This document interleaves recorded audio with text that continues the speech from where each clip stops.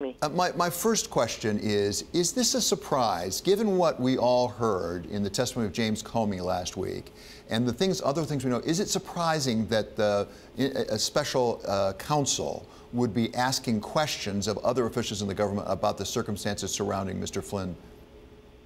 No, I think it's actually a logical step. Assuming that these reports are true, I would think that based on the testimony of James Comey alone, that would be enough for Robert Mueller to want to investigate this.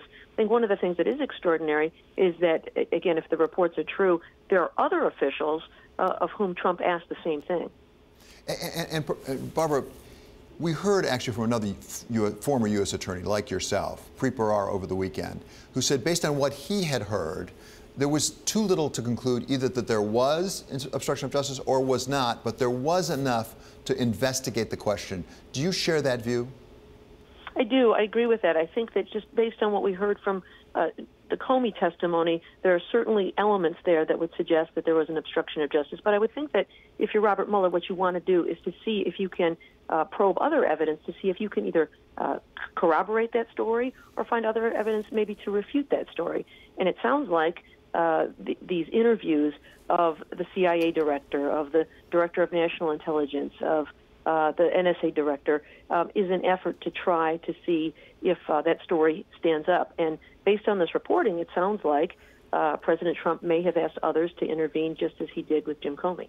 And finally, Professor, one of the things that the markets are really concerned about, business people are concerned about, is the timing of all this. How long will it take? Markets actually did apparently respond to the news of this potential investigation of obstruction of justice yesterday. Can you give us any sense from your experience how long these investigations tend to take?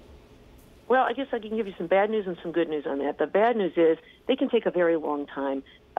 No doubt Robert Mueller wants to be extremely thorough. He will interview everyone, and whenever you interview a few people, they might be able to tell you a few more people that it's worthwhile for you to interview. So I have no doubt he will want to leave no stone unturned, talk to everyone he can, review every document he can, ask for emails that might support or refute what people are saying. So that can take a long time. The good news, though, is that Robert Mueller has a reputation for bringing urgency to his work. And so I have no doubt that he will work just as rapidly as he can to get through this.